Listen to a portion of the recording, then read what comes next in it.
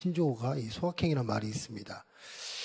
물론 저도 예전에는 그런 소망이 많았습니다. 하루하루 그냥 막 다 잘 되고 모든 게 잘 되고 막 하여튼 그 비전이 많이 큰 소망들이 많았었는데, 지금은 어느덧 보니까 저도 하루하루 아이들이 안 아프고 하루하루 사모가 걱정 없이 직장 생활하고 그냥 늘 평탄한 것이 가장 소확행, 그게 가장 작지만 또 확실한 저의 삶인 것 같습니다. 요즘 막 그래요. 그냥 하루하루 삶이 그냥 행복했으면 좋겠다.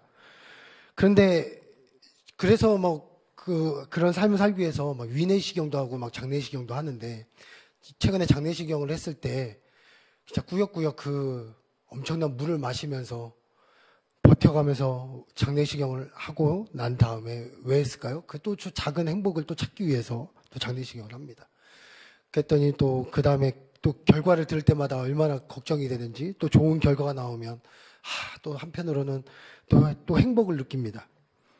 근데 삶이라는 게 참 그렇지는 않잖아요. 우리 사랑하는 성도님들도 그렇고 저도 그렇고, 최근에는 갑자기 대출금리가 확 올라가지를 않나, 전기세가 갑자기 이거는 2배로 올라가지를 않나, 가스비가 갑자기 모르는 당혹스러운 일들이 한두 번이 아닙니다. 또 세금도 그렇죠. 그뿐만 아니죠. 갑자기 아이들이 갑자기 아이 그 이빨이 썩었다고 하고, 치과를 갔더니 이거는 다시 이거 빼서 뭘 해야 된다고 하고, 그냥 목돈이 팍팍 들어가니까 막 이런 게 적지 않은 일들이 당황스러울 때가 한두 번이 아니죠. 야고보서의 이 야고보가 12지파에 향한 그 유대인들을 향해서 이 편지를 쓰고 있습니다.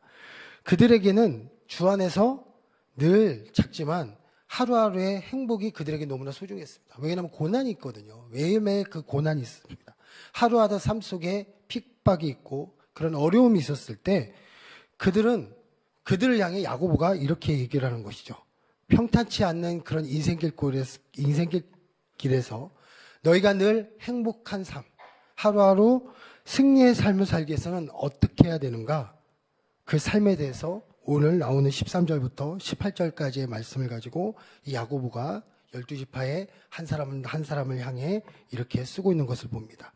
우리에게도 이게 동일한 말씀이죠. 매일같이 방지턱이 있는 것 같고 가다 보면 막 삐끗삐끗하는 이런 삶 속에서 우리가 매일매일 하나님이 주시는 그 승리와 행복한 삶을 누리기 위해서는 우리가 어떻게 해야 되는가? 오늘 이 말씀을 하나하나 보면서 우리가 함께 기도하며 나가는 시간이 되길 축복드리겠습니다.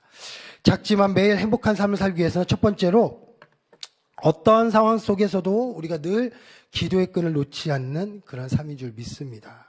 13절에 보니까 너희 중에 고난당하는 자가 있느냐? 그는 기도할 것이요. 여기에서 고난당하다는 뜻은요, 악한 일을 당하다, 고통을 겪다라는 뜻을 가지고 있습니다. 성도들을 무너뜨리려고 고난이 오는데 또 고통이 막 오잖아요. 그때마다 우리가 제일 먼저 할 것은 자기 힘으로 해결하려고 하는 것이 아니라 무엇입니까? 오직 하나님만을 믿고 내 문제의 모든 해결을 하나님께 맡기며 기도하는 것. 이것이 오늘 말씀하는 고난자가 있느냐? 기도할 것이요. 이렇게 말하는 것이죠. 근데 여기에서 보면 이 기도할 것이요 라는 이 말이요, 지속적인 기도를 말하는 거예요. 지속적인 기도. 그러니까 이 원어적인 것을 이렇게 찾아보면 지속적인 기도에 대해서 이야기를 하고 있는 겁니다. 제가 이제 새벽에 일어나려고 알람을 맞춥니다. 여러 개를 맞춰요. 알람도 맞추고 시계 알람도 맞추고 몇 번을 울려야 되는지 모릅니다. 계속 전쟁이 나죠. 한 번 일어나면 어떻게 되죠? 다 끄고 또 자요. 또 한 번 일어나면 또 끄고 자요. 몇 번 시도 끝에 얼떨결에 일어나가지고 하여튼 막 챙기고 막 나옵니다. 우리가 고난이 있을 때 딱 한 번 기도하라는 것이 아니라 무엇이에요? 일어날 때까지 우리는 어떻게 해야 된다고요? 계속 고난의 문을 두드리는 지속적인 기도를 말하는 것이죠. 그러니까 너희 중에 고난이 있느냐? 지속적으로 너희는 기도할 것이요 라고 말하는 것이 이 야고보가 우리를 향해 하나님께서 주시는 말씀인 것이죠. 그런데 13절에 보니까 그대로 이어지는 그 다음 말씀이 이렇게 써 있어요. 즐거워하는 자가 있느냐? 그는 찬송할지니라 라고 써 있습니다. 앞에는 고난에 대한 이야기가 써 있는데요. 혹시 즐거운 사람이 있느냐? 그든 하나님께 찬송할지어다 라고 써 있는 거예요. 고난과 상반되어지는 말씀입니다. 마음이 즐겁고 마음이 막 평온할 때는 무엇을 해야 되는가? 그때도 우리는 하나님을 찬송하라. 하나님 앞에 찬양의 기도를 드려라 라고 말하는 거예요.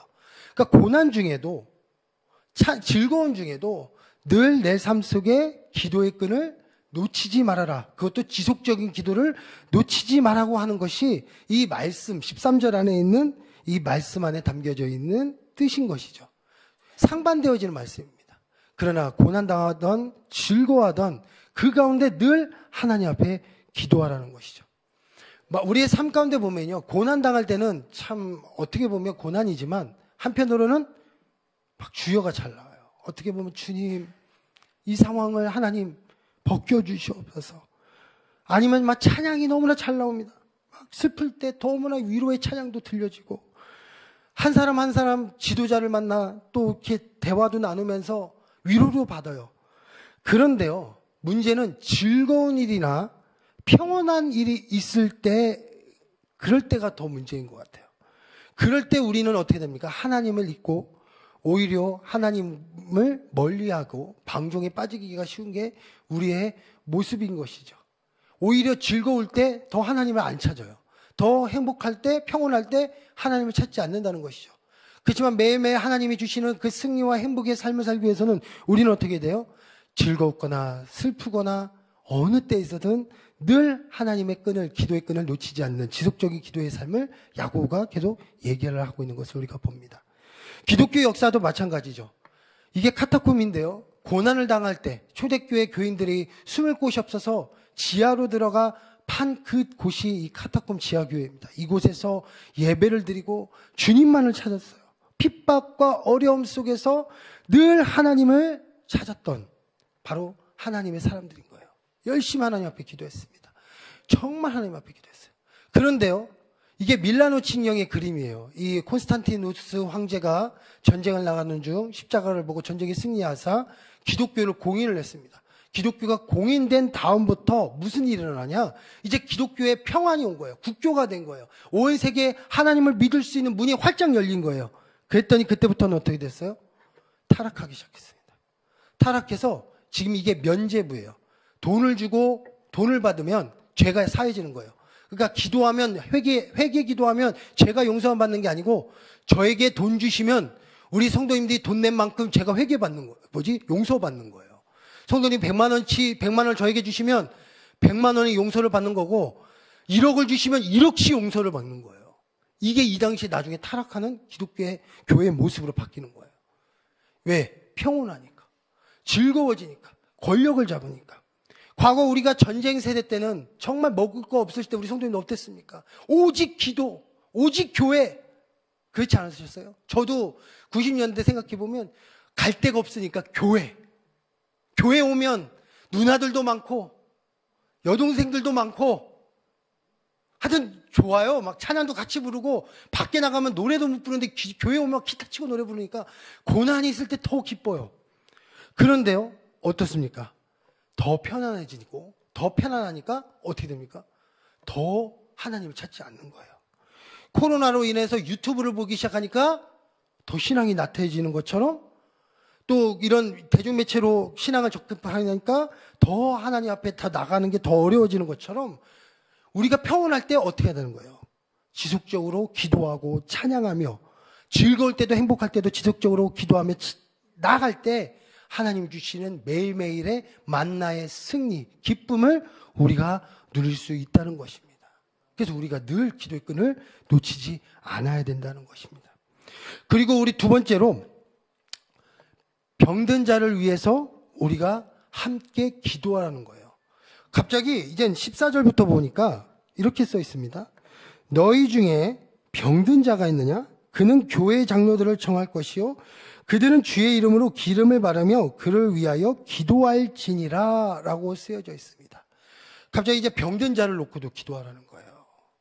그러니까 매일매일 우리가 이 교회 가운데 우리의 삶 가운데 승리하려면 어떻게 보면 우리가 병든 자를 놓고 우리가 기도하라는 것이 이 말씀에 쓰여 있는 겁니다.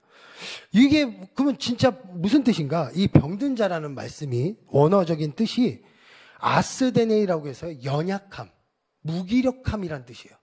이 말씀이 원어적인 게 병드네. 그러니까 이거 뭐냐면 꼭 질병에만 해당되는 것이 아닙니다. 질병 플러스, 그러니까 첫 번째는 신체적인 질병. 그러니까 신체적인 질병에 걸려서 연약해지고 무기력한 자를 위해서 우리가 기도해 줘야 된다. 그래야지 그 속에서 우리가 하나님이 주시는 생리와 행복을 느낄 수 있다는 거예요. 질병에는 다양한 병이 있습니다. 육체적인 질병이 있어요. 뭐 감기부터 시작해서 정말 하나님의 기적이 필요한 병들이 있습니다. 그뿐만 아니죠. 마음의 병도 있어요. 뭐 요즘에는 번아웃, 뭐 브라운아웃, 뭐 이런 것도 있고 우울증, 정신적인 병들이 굉장히 많아졌습니다. 코로나 이후 전 많은 사람들 가운데 더 잘 되는 병원이 정신의학과예요. 굉장히 많은 사람들이 많아지고 있습니다. 이런 병들로 인해서 사람들이 더 무기력해지고 연약해지는 거예요. 교회 가운데, 주의 가운데 연약해진다는 것이죠. 또 두 번째는 영적, 도덕적 연약함이에요.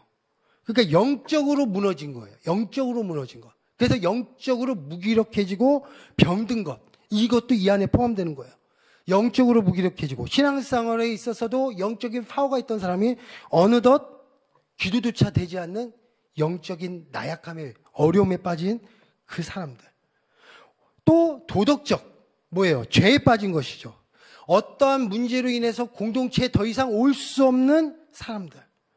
사람과의 관계, 아니면 실제적인 범죄, 아니면 누군가의 관계가 틀어져서 누군가에 인한 상처로 인해서 병든 사람들.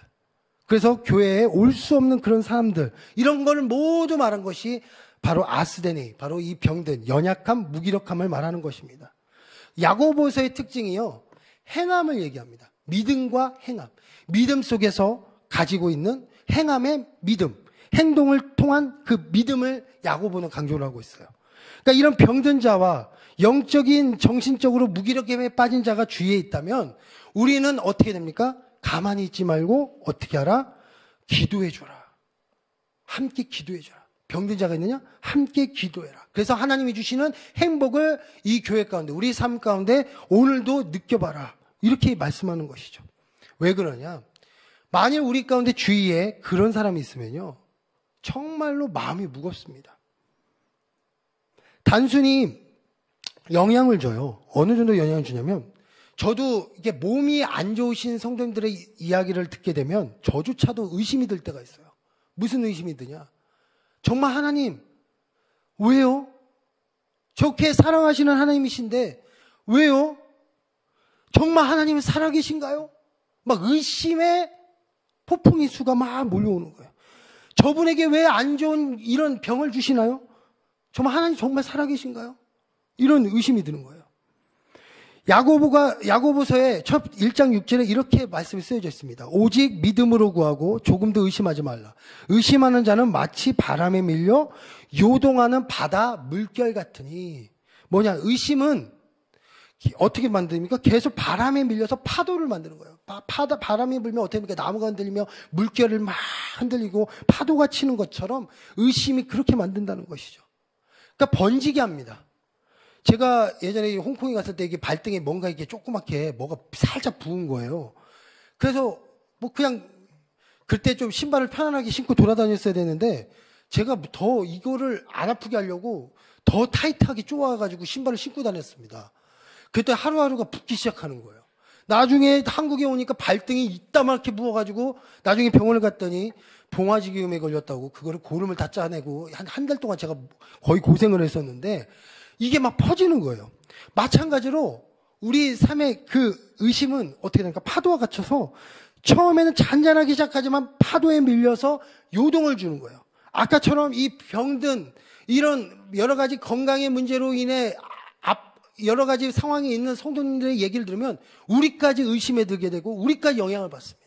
그러니까 이게 어떻게 됩니까? 하나님 앞에 우리 의심의 파도가 드는 거예요. 하나님 정말 살아계십니까? 또 그뿐만 아닙니다. 영적 무기력과 상처는 그로 인해 받은 병들은 전염병과 같아요. 그래서 다른 사람들에게도 무기력을 주고요. 다른 사람에게도 부정의 언어를 주고요. 한쪽으로 왜곡된 편견과 확증 평양을 줘서 나중에 파당을 만들게 하고 하나님 관계까지도 무너뜨리게 만드는 것이죠. 결국 의심으로 시작된 것이 사정없이 퍼져서 교회 공동체 또는 우리의 가족의 공동체를 무너뜨린다는 것이죠. 이단도 무섭습니다. 잘못된 이단의 교리로 인해 한 사람뿐만 아니라 주위까지 흔들어 놓는 것. 이런 게 지금 말씀한 이 병든 자로 인해 나가는 그런 모습이라는 거예요. 그래서 어떻게 말합니까? 다시 아까 얘기를 들어보면 병든 자 위에 기도할 때 너희 병든 중에 병든 자가 있느냐? 그는 교회의 장로들을 청할 것이요. 그들은 주의 이름으로 기름을 바르며 그들을 위하여 기도할지니라 라고 얘기했어요. 교회 장로들이라는 것은 우리에게 주어진 이 장로님을 말하는 것을 넘는 거예요. 이 당시의 장로는 교회 목회자, 교회 지도자, 그런 분들이 다 장로입니다. 그래서 장로라고 얘기를 했는데, 교회 지도자들과 함께 기도해라. 그냥 너만 함께 그걸 나눠서 기도하는 것이 아니라, 그런 것이 있다면 우리가 함께 가정교회 지도자나 아니면 함께 교회 공동체나 아니면 함께 영적으로 나눌 수 있는 목회자나 붙잡고 함께 기도해라. 그래서 함께 기도해서 이것이 더 이상 누룩처럼 아니면 아까 말했던 상처가 곪은 것처럼 퍼지는 것이 아니라 이곳에서 함께 주님 앞에 응답되어져서 모든 것이 하나님 앞에 협력되어져서 선을 이룰 때까지 우리가 어떻게 합니까? 함께 기도해라. 번지지 않도록 우리가 기도해라. 그래야 우리 교회 가운데 행복이 넘치고 우리 삶 가운데, 우리 가족 가운데 행복이 넘친다는 거예요. 그래서 우리가 이렇게 병든 자를 놓고 우리가 기도하는 겁니다. 여기서 기름을 바르며라는 것은요, 두 가지 의미가 있습니다. 기름을 바르며 의료행위예요. 당시에는 기름을 바르는 것이 의학적인 또 행위였습니다. 그래서 한편으로는 기름을 바른다는 것은 의료행위를 한 거예요. 지금 말하면 병원에 간다는 것이죠. 또 한편으로는 하나님의 기름 부으심을 얘기하는 게 이 기름을 바르는 거예요. 그러니까 현대의학적인 힘과 그러니까 의학적인 힘과 하나님의 성령의 기름 부으심으로 함께해서 그 사람 가운데 치유하심이 나타나도록 우리가 어떻게 돼요? 함께 충만하도록 기도하자. 이것이 우리에게 주신, 바로 야곱을 통해 주신, 우리에게 주신 하나님의 말씀이라는 사실입니다. 믿음의 기도는요, 제가 15절에 믿음의 기도는 병든 자를 구원하리니 주께서 그를 일으키시라. 혹시 죄를 범하였을지라도 사하심을 받으리라. 우리가 함께 기도했던 그 믿음의 기도는 그 병든 자를 구원해 주시고 치유의 기적을 베풀어 주시고 영적 무기력증에 빠진 사람에게는 영적 소생이 일어나게 하시고, 그리고 외면받아 교회를 떠났던 자는 다시 돌아오게 하는 그런 역사를 주께서 보이신다는 거예요. 그래서 죄사함을 받게 하신다는 것이죠. 제가 코로나 이전에, 코로나 때 이렇게 떠났던, 오지 않는 성도님 한 분이 계셨습니다. 연락을 해도 받지 않는 거예요.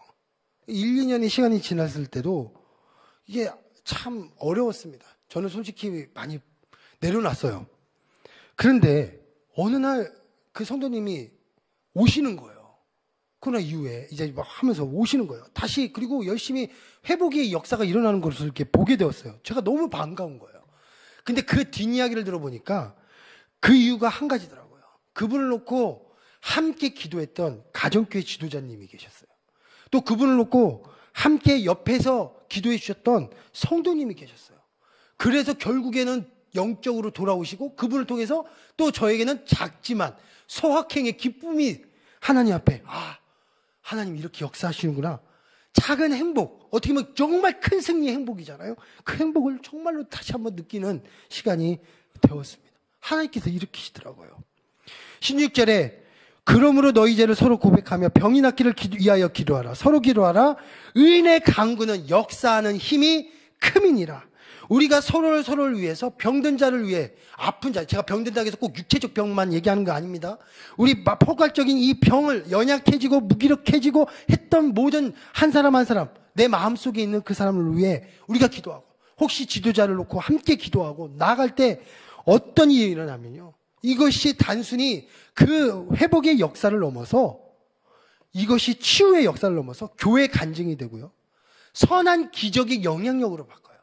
나쁜 영향력으로 주위에 퍼졌던 이 모습이 아니라 선한 기적의 영향력으로 바뀌어서 주위 사람들에게 퍼지게 되어서 썩은 것이 퍼지는 것이 아니라 선한 하나님의 아름다움이 우리 가운데 퍼지는 거예요. 그럼 우리 교회 가운데 하나님의 기쁨이 작더라도 크던 우리 가운데 회복되어지는 그 역사가 우리 삶 가운데 이루어진다는 사실입니다. 그래서 우리가 병든 자를 놓고 기도하는 거예요. 그냥 단순히 그 아프니까 치유해 주세요가 아니라 그 한 사람을 놓고 치유받을 때 주시는 그 기쁨은 우리에게는 얼마나 큰 선한 아름다움의 영향력이 우리에게 미치는지 모르는 겁니다. 우리가 함께 기도했으면 좋겠어요. 계속 하나님 병든 자를 놓고 기도하는데 또 주위에 우리가 아예 말하지 못하는 사람들이 있는데 우리가 항상 하나님 앞에 붙잡고 기도하시는 우리 모든 성도들 되시길 축복드리겠습니다. 그리고 세 번째로 열매를 맺을 때까지 우리가 간절히 계속 기도해야 됩니다. 이 정도면 됐어. 하나님 안 들어주셔? 포기하면 끝나는 거예요. 열매가 없는 거예요. 야고보는요 엘리야 선지자를 인용합니다. 유대인 12지파를 대상으로 편지를 쓰면서 그가 강조한 사람이 있어요. 엘리야를 강조해요. 왜 그러냐면 말라기 4장 5절에 보면 유대인들이 기다리는 사람이 있습니다. 보라 여호와의 크고 두려운 날이 이르기 전에 내가 선지자 엘리야를 너희에게 보내리니. 이게 나중에 이제 세례 요한의 이제 여호와, 그러니까 예수님이 오시기 전에 예비한 엘리야, 세례 요한을 얘기하는 거지만 결국 엘리야와의 연관성이 있기 때문에 이 엘리야를 가지고 야고보가 인용을 해요. 그러면서 야고보가 열매 기도를 얘기하는데요. 엘리야가 17절에 엘리야는 제가 열심히 썼는데 한 절을 뺐습니다. 17절 보겠습니다. 엘리야는 우리와 성전과 같은 사람이로되 그가 비가 오지 않기를 간절히 기도한즉 3년 6개월 동안 땅에 비가 오지 아니하고 라고 써 있어요. 엘리야가 우리와 성정이 같은 사람이라고 써 있습니다. 우리랑 같은 사람이에요. 엘리야는 신도 아닙니다. 동일하게 괴로움을 느끼고 똑같은 사람이었습니다. 그는 초월적인 히어로가 아니에요. 슈퍼맨, 어벤져스, 이런 사람 아니에요. 평범한 선지자였습니다. 그런데 그가 아합과 대적하는 거예요. 아합, 당시 우상을 숭배하는 왕이었습니다. 그래서 하나님이 왕이십니다. 하나님밖에 없습니다. 하면서 그 뜻을 이루기 위해서 그들 앞에 무엇을 기도하냐면 가뭄이 들도록 기도했습니다. 가뭄이 들도록. 그래서 가뭄이 들도록 기도를 했더니 하나님께서 그 기도를 들어주셨다는 거예요. 그래서 3년 6개월 동안 비가 오지 않았습니다. 그래서 엘리야가 아합에게 얘기하는 거예요. 왕상 17장 1절에 엘리야가 아합에게 말하되 내가 섬기는 이스라엘 하나님 여호와께서 살아계심을 두고 맹세하노니 내 말이 없으면 수년 동안 비도 이슬도 있지 아니하리라 하니라. 바알 선지자가 싸우는데 이 가뭄이 있어야 되는 거예요. 그리고 그들과 싸울 때 불이 내려야 됩니다. 이 모든 과정 속에서 하나님께서 이 엘리야의 기도를 들어주시고 결국 불이 내어서 바알의 선지자를 죽였습니다. 그런데 그 다음에 중요한 게 있어요. 가뭄을 해소할 비가 필요한 거예요. 비가 안 내렸으니까 가뭄을 해소할 비가 필요한 거예요. 백성들을 살리는 거예요. 비는 멈췄는데 이제 가뭄이 들었어요. 모든 게 다 갈라졌어요. 말라 비틀어졌어요. 그런데 무엇이 필요하냐면 비가 필요합니다. 이 비가 이제 와야 돼요. 왜? 백성을 살려야 되니까. 백성들이 이제 살아나야 되니까. 그런데 열왕기상 18장 42절에 그 사건이 아합 선지자를 이기고 바알 선지자를 이기고 난 다음에 그가 이렇게 기도합니다. 엘리야가 갈멜산 꼭대기로 올라가서 땅에 꿇어 엎드려 그의 얼굴을 무릎 사이에 넣고 땅에 엎드려서 그가 얼굴을 어디에요? 무릎 사이에 넣고 완전히 쪼그리고 얼굴을 넣고 그가 그렇게 기도했어요. 통곡하며 온몸을 다해서 하나님 앞에 기도했습니다. 예수님이 겟세마네 기도 그 동산에서 기도한 그 혼신의 기도처럼 엘리야가 그렇게 기도했어요. 하나님, 이 가뭄을 멈춰 주시옵소서. 하나님, 이제는 하나님 뜻을 거둬 주시고 이 가운데 비를 내려 주시옵소서. 열매를 맺게 하여 주시옵소서. 그렇게 기도했어요. 얼마나 간절하게 기도했습니까? 그랬더니 열왕기상 18장 45절에 조금 후에 구름과 바람이 일어나서 하늘이 캄캄해짐에 큰 비가 내리는지라. 그의 기도를 들어주시고 큰 비가 내리셔서 가물어 메마른 그 땅을 단비로 하나님께서 적셔 주셨어요. 그리고 18절에 다시 기도하니 하늘이 비를 주고 땅이 열매를 맺었느니라. 열매를 맺었다는 거예요. 열매를 맺고 가뭄이 해결됐다는 겁니다. 가뭄이 그 땅에 회복의 역사가 일어났습니다. 단순히 바알과 아세라 그 우상들을 철폐하는 데만 쓰임받는 게 아니라 하나님께서는 가물어 메마른 땅에 단비를 내셔서 온 백성을 살리시고 열매를 맺게 하시는 그 하나님의 기적을 이 엘리야의 열매 맺을 때까지 기도했던 엘리야의 기도를 하나님께서 들어주셨다는 것이죠. 우리는요, 코로나라는 가뭄을 이제는 넘어서고 있습니다. 이제는 마음껏 해외여행도 갈 수 있고, 저도 이제 과감하게 마스크를 벗고 다녀도 눈빛 신경 안 쓰는 이제 시간이 왔어요. 얼마나 감사합니까? 이제는 우리가 뭐가 필요합니까? 이제 열매가 필요한 거예요. 이제 우리 교회 가운데 소소한 행복들이 매일매일 펼쳐져야 되는 거예요. 이곳저곳에서 작은 행복들, 내 가족에서 하나님의 행복들. 그래요, 뭐 수천 명이 몰리지 않아도 이것저것 하다 보면 얼마나 많은 기쁨이 넘치면 얼마나 기쁨이 넘치는 행복한 교회가 되겠습니까? 그런데 제가 이번에 중등부 수련회에서 제가 강의를 하면서 참 예수님의 생애에 대해서 얘기를 할 때 정말 아이들의 늘어난, 아이들 그 중등부 가운데 늘어난 그 숫자를 보고 또 기뻤지만, 한편으로는요, 제가 예수님 생애를 하고 걱정을 했어요. 1시간 동안 강의를 하는데, 정말 이 아이들이 정말 나의 이 이야기를 잘 듣고 애들이 반응이 있을까? 설마 우리 하필이면 김보수 전도사님께서 저를 시간을 배치를 하는 게 가장 안 좋은 시간대를 배치를 했어요. 점심 먹고 바로 1시부터 2시. 제가 얼마나 원망스럽던지 아침 일찍이라든지 아니면 저녁 전, 취침 후 이럴 때 배치를 해야 되는데 하필이면 또 1시부터 2시인 거예요. 한 달 전부터 얼마나 고민이 되는지 제가 영상을 9개를 편집을 해가지고 영상 중심으로 강의를 했거든요. 그런데 정말 제가 너무 놀라웠습니다. 제가 강의를 잘했다 이게 아니고요. 아이들이 우는 거예요. 예수님의 모습을 보고 우는 아이들이 나오고 통곡하는 아이들이 나오는 거예요. 그러면서 조금씩 끝나고 뭐 피드백이 좋았다. 저 한편으로는 저는 얼마나 기뻤는지 1시, 2시를 잘 넘겼다. 기쁨을 넘겼다. 저에겐 기쁨이었어요. 그렇지만 그 가운데 제가 느낀 것은 이 아이들 가운데 예수님에 대해서 이제 아는 회복의 역사가 조금씩 열매가 보이는구나. 제가 한 달 그거 준비하려고 제가 정말 많은 시간을 했는데 그게 열매가 맺히는 거구나. 하나님께서 또 그를 통해서 또 다른 열매를 맺히는구나.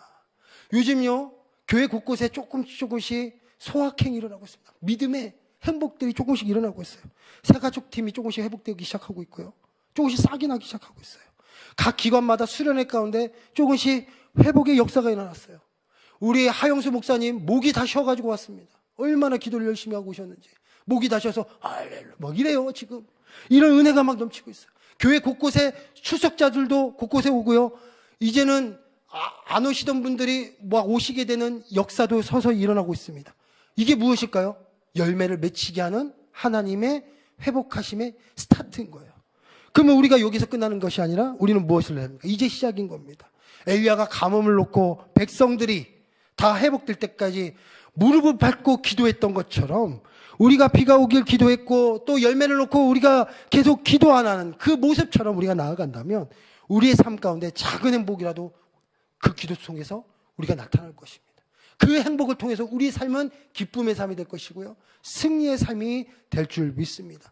이 고난 가운데 있었던 이 많은 백성들 가운데 야고보가 얘기한 거예요. 그래서 기도해라. 즐거워도 기도하고 슬프고 기도하고 병든 자를 놓고 기도하고 엘리야처럼 끝까지 기도해라. 그럴 때 하나님께서 주시는 그 기쁨이 있을 것이고 이 고난의 과정, 이 삶의 과정을 잘 승리할 것이다. 그래서 열매를 맺히고 너희들 가운데 정말 하나님이 주시는 기쁨으로 넘칠 것이다. 우리 교회 가운데 그렇게 하나님께서 함께해 줄 믿습니다. 우리 가족 가운데 하나님께서 함께해 줄 믿습니다. 우리 성도님의 삶 가운데 함께 하실 줄 믿습니다. 그 하나님 바라보시고 기도의 끈을 놓지 않으시는 우리 손에 되시길 축복드리겠습니다. 기도하겠습니다. 하나님 아버지, 정말 우리의 삶 가운데 정말 많은 것 다 이유가 있습니다. 그러나 우리에게 중요한 것은 언제 어디서나 하나님이 이 기도의 끈을 놓치지 않는 그 믿음의 길인 줄 믿습니다. 또 우리가 병든 자를 놓고 기도합니다. 이것이 하나의 누룩이 돼서 우리에게 부정의 언어를 주는 것이 아니라 하나님의 기적의 샘물이 되어서 우리에게는 하나님의 기쁨이요 행복이 될 수 있도록 우리가 늘 열매 맺힐 때까지 기도의 끈을 놓치지 않는 우리 모든 성도님 될 수 있도록 함께하여 주시옵소서. 하나님, 우리가 가정 가운데, 우리가 삶 가운데, 늘 교회 가운데 기도가 살아있게 하여 주시고, 우리가 기도의 삶 속에서 하나님 열매 맺히는 그런 역사가 일어날 수 있도록 우리 성도님들 한 분 한 분 함께하여 주시옵소서. 늘 기도 속에서 행복이 넘치는 우리 사랑하는 성도님 될 수 있도록 함께하여 주시옵소서. 감사와 영광 돌리며 예수님의 이름으로 기도드렸습니다.